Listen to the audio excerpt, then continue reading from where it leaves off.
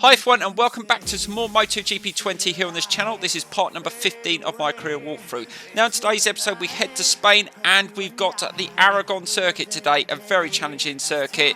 This is going to be a tough one but I'm looking forward to it. So it'd be interesting to see if now we've got our engine fully upgraded, are we going to be able to compete on the straights? Hopefully we will. But let's have a look at the weather. Oh, fantastic weather. That is a bonus. So let's get straight into the qualifying session. Well, let's just try and hold it around this bend. This hopefully will be a decent time. And let's see if we can get a little bit closer to Fenati's time. And across the line. And that's not too bad. I will take that, 201.5. And let's see if we can just latch on to Masia in front of us. And see if we can get an even better lap. Now, it is very cloudy at the moment. So I think the times will get a little bit quicker as we head towards the qualifying. But I think it's always worth putting some practice laps in around this circuit. This circuit is very tough. It's got some really tricky corners on it. So, and I think the worst one is just coming up. This one's not too bad. This chicane coming up is an absolute killer because it goes downhill as well, to the right and to the left. If you really muck this up, it can cost you dearly.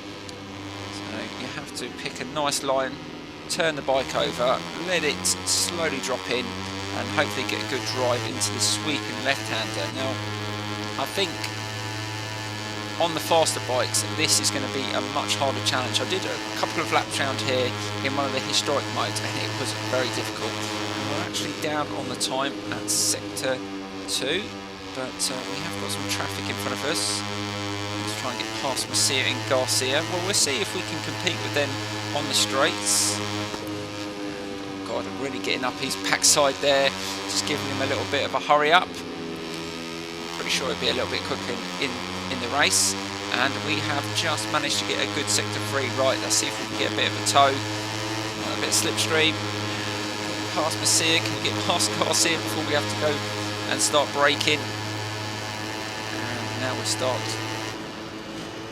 holding it as tight as possible, guide it back up this hill section here and to the line. Is this going to be any quicker? Oh, I think that was a little bit quicker, so but that's the development test completed. Right, so that is the end of free practice 3, and it looks like that time of 2:01.495 is going to be the fastest time of this session. But I think that the qualifying is going to be a lot quicker, and the conditions are going to be better as well. So let's see if we can manage a better time, and we might have to use a different tyre compound. I can't believe I forgot to put more fuel in the bike. We're going to run out. Now we've had to run most of this lap in power 1. But we might be able to run in power 2 as we get a little bit closer towards the end of the lap. But we are still up at sector 2, so this will be interesting. We might have to go on another lap, but we have only got just over 5 minutes, so we have really put ourselves in a difficult position. But we should be able to. Ooh, that was a bit of a difficult section. Oh, we're down by 0.7. But let's stick it in power 2. We're not going to be able to get any slipstream from Rossi in front. Just have to try and get a good corner here, and then we might have to go another lap, but we need a time on the board anyway because we're currently sitting in 12th.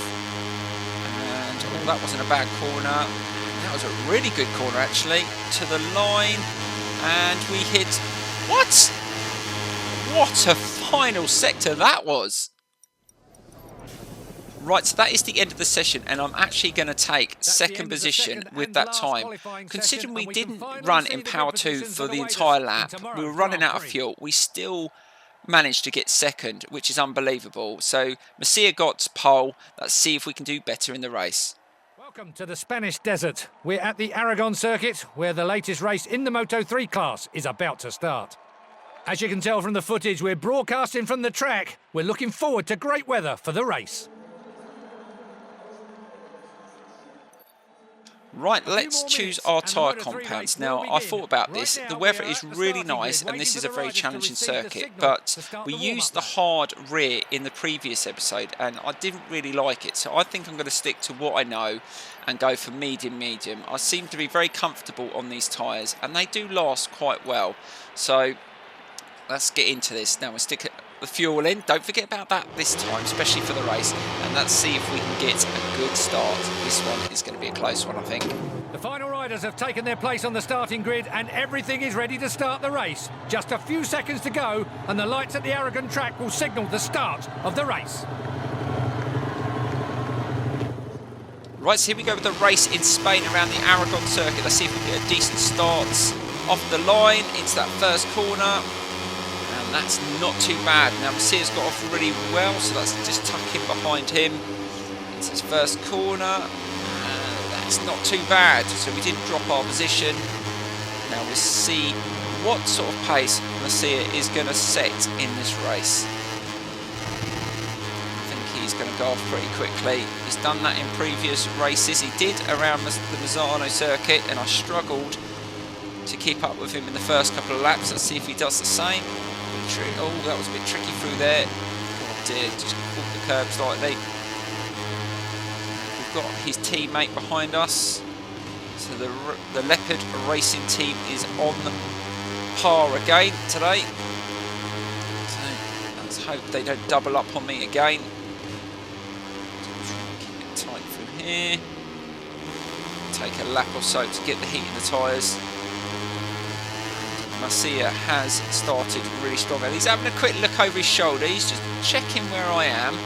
He's not quite sure how long he's going to be able to hold on to this. He knows that I get stronger as the race goes on, so he needs to extend that lead if he wants to hold on to it, because I'm not going to give up. I like a challenge. Let's see if we can just get close to him to see if we can get a bit of slipstream. Oh, that wasn't. Oh, flip! Now that wasn't as smooth through there as I would like. And no, I think we're not in the distance for a slipstream. And he has pulled just over a second lead, so he has started really strong. And I think Finati is in third behind us. So let's see if we can just get a good final corner. We were really strong on the final sector in the qualifying, so that seems to be a good sector for us. That's nicely done. Can we catch? Oh, we've taken a bit of a chunk out of his lead. Let's see what he does now on lap 2. Let's see if we can just pick up the pace a little bit and see if we can put him under a bit more pressure. Check over his shoulder in a minute just to make sure how close I am. Flip, now I've gone a little bit wider in that turn again. Be a bit tight on the apex there. We've just, both of us have pulled away from the main group, so it looks like it's going to be a bit of a battle just between me and Messia. I was sort of expecting it to be like that. That section, a bit tighter there, feeling a bit more grip now. We have closed the gap. He's going to feel some heat now as I come surging. Oh, that is a nice turn, and we have got right behind him now. Let's see if we can get in a position where we can overtake. This is a tricky sweeping left-hand turn. That's nicely done. Bit of curb. Again. And stick. Oh god, we just braked a little bit late there. That's going to throw us out for this next corner. And we've lost a little bit of ground there, but not too much. We should be able to get a tight. I think we're just too far away for slipstream. If he keeps on doing that, I'm not going to get him on the straight. I needed to be a little bit closer. Let's see if we can have another decent final bend. Try and get right. Got a little bit wider that time. Can we just hold it? And it's nicely done. And to try and get any slipstream. That's our lap in, so we've just done 201.1. So that is the fastest lap of the race. I'm not sure whether the lap's going to get into the 2-minute bracket. I think they might do. And I think I would have hit... Oh God, be careful. Yeah, I would have hit a 2-minute something if I hadn't run out of fuel when I was doing my lap. That was a good couple of corners there, and we are right behind Masia now. And he is going to start panicking. Can we take it inside? No, I think he's going to just take that tight. Yeah, there's no point pushing it. I want to get past in the right place, because I have noticed with overtaking on this game, just minimal contact does cause either yourself or the AI rider to come off the bike, and it's more noticeable on the faster bikes because there's a lot more contact, and I think the AI seems to be a little bit more aggressive, but it's something I do think they need to patch because it is very irritating. Right, let's see if we can get him on this sweeping bend. We need to be close to try and get him on that straight. Oh, he took that corner really well. Again, we need to be a little bit closer from here. Let's see if we can nail these two corners. Oh no, we just got a little bit too wide to swing it around for this left hand. But we're definitely closer. But are we close enough for slipstream? I think we may be. Just try. No, I don't think we're going to... Oh, no, actually, yes, we are starting to gain. Right, can we get him now?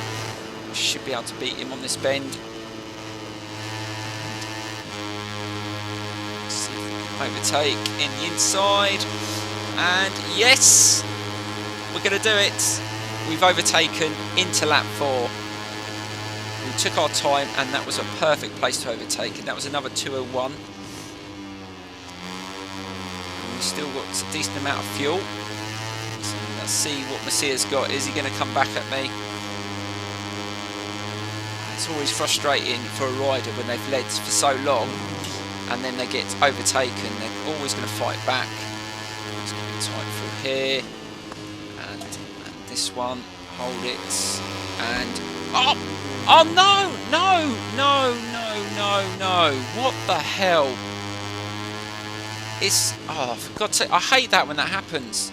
I knew he was coming, I could hear him, but I didn't think just that amount of contact he would come off. And that's really frustrating. We're going to have a look at a replay on that, because I don't think I was in the wrong position. I made any mistake there, and fair play to him, that is a place you can overtake. But to be honest, guys, I'm going to let the replays decide on that one. I mean, I'm a very fair rider, and I will hold up my hands if that was my mistake. But we will have a look at that at the end of the race. But I think the game needs to introduce, and let me know in the comments below if you think they should add, if you do make a mistake and you cost another rider to crash or to lose a position, it should let you know, or you get a penalty, because then it would show and give you a bit more information when you do make a mistake. Because if it was something I did wrong there, then next time I wouldn't make the same mistake. Or, well, try not to anyway. But we've still got over a lap to go. But that has given us a bit of an advantage. I mean, I know I was running faster than him anyway, so you could argue that I probably would have won the race anyway, but I would have preferred to end with him in second place and know that I won because I won the battle, and not just because he ran into me and he fell off his bike.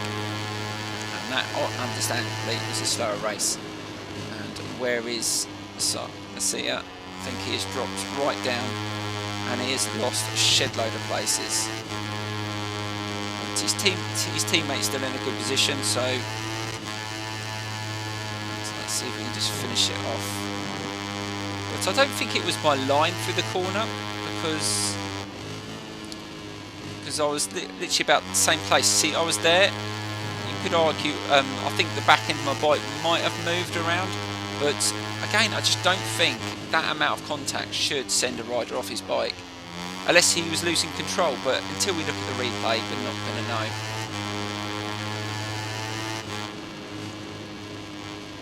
But that's one thing I do like about watching MotoGP, is all these sort of situations where they decide who is at fault, the replays, the arguments after.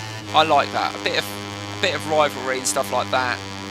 It's good as long as no one's getting hurt. That is. Let's just put that out there. Don't want people thinking that I like seeing crashes and people getting hurt, but let's just try and finish this off. And the medium tyres did last really well. And in the next episode, it really is going to be a tough test for me because we go to Thailand and I absolutely hate the circuit. I don't think it's because there's anything wrong with the circuit. It is hard, but I just never really, once they introduced it to the tour, I've never really done many laps around it, and I've sort of like just don't want to do laps around it. I've never been quick round there, so you sort of like try and avoid those ones. But yeah, I think I might drop some points in that one, but that was always going to happen. Right, that is the final bend, and we should take a win. But I think we're going to the replay cameras for that one to find out exactly who was at fault for that. While we wait for and if it was me, like I said, I'm going to hold my hands up and accept that was my fault. Look at the Moto3 class final ranking. But yeah, that was the fastest time, that 2:01.1 as well. Anyway, let's get into the replay. Right, let's have a look at this overtake. I think it was a really good overtake by Masia, and I was wide in the corner, but this minimal contact shouldn't have taken him off his bike, and I think that was very harsh. Again, we're on board with Masia, and I think, again, he was in a good position, an excellent corner. Maybe he ran it into me, I don't know. It's very difficult to know. And again, this is on board with me, and I think he does sort of go into me, but I still think he should have stayed on. I really do. But I think I'm going to let you decide on this one, guys. I mean, I will hold my hands up, but yeah, I think it was very harsh. So that is the leaderboard, and I think we are pretty much the champions in Moto3. We have got a few rounds to go. Team Championship is still led by the Leopard Racing team. They're literally running away with that. But yeah, that was a bit of a hard one to take because I felt like that it's an unknown. Was that my fault? Was it his fault? Was it the game's fault? Let me know in the comments below what you think. I mean, I think it was another one of those ones where you could sort of come up with well, you could say it was my fault, you could say it was his fault, but I think overall, I think it is a game fault. I think that the AI do come off far too easily, and we should be able to make some contact, and yeah, maybe throw you off your line, but to come off your bike like that, when we were having a really good head-to-head battle, and I think we will go on to have more battles in this season, because I think he has been pushing the last couple of races, and I think he may pit me in Thailand because it's a circuit I don't like. So we will find out. So let's get straight into what's coming next. Right, so in the next episode it's Thailand. Please don't forget to smash the like button, subscribe, share the videos, because that's really important for a channel like mine, because I'm only a small channel and I need you to get my videos out there. But thank you for watching, and I will see you in the next episode.